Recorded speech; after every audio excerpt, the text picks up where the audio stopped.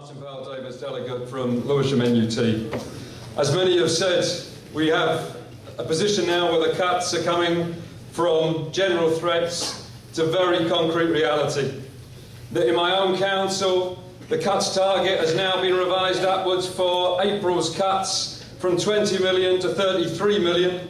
That just last week, all the children's centre staff are hauled into meetings to be told it might be a good idea if you try and find another job because your centre is going to be axed or privatised. In other words, yet again, balancing books at the expense of our children, our families and communities, and of course at the expense of our members and the workforce. Because across South London, as in other parts of the country, then the attempt to say to unions that what you've got to do to stop job cuts is to accept a tax on terms and conditions. It's been spreading from Tory Croydon and Tory Bexley, and it's now hitting with a vengeance in Labour Lewisham and Labour Greenwich, where they want us to accept a cut in redundancy pay, a freeze on increments, an increase in hours, and a cut in holidays. And I'm glad to say at the moment that all unions united at the moment are saying that's not our job, we're not going to accept any of those cuts. But we need unity to fight those attacks, yes. And therefore many of my members that are Labour voters, perhaps even Labour Party members, will be with us in trying to organise strike action against those cuts and tell the council not to carry out the Tories' dirty work.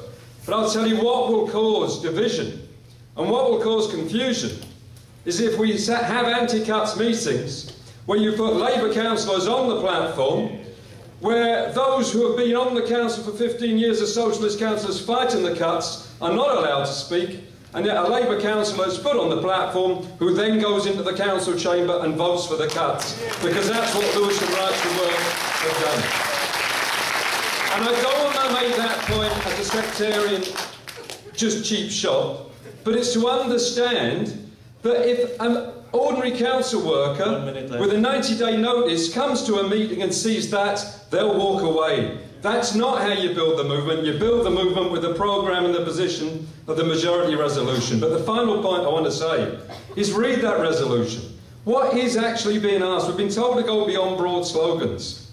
What we want to do is to pull the best trade unionists together, and the question is, who else is going to do it if we don't? It's the National Shop Stewards Network that has that possibility. On the 23rd of October here in London, I was very proud to be the NUT representative on a committee pulled together by the National Shop Stewards Network with Tom from the PCS, Steve from the RMT, Ian from the FBU, none of which Socialist Party members, by the way, together organising a demonstration to put pressure on the TUC, which did put pressure on the TUC to actually get their act moving. That's what we've managed to achieve in a small way on a local basis. All we are asking is now let's do that on a national basis. Bring the trade unions, the community campaigns together. We are the body that has the strength and the organisation to do it. Let's vote for it and build it.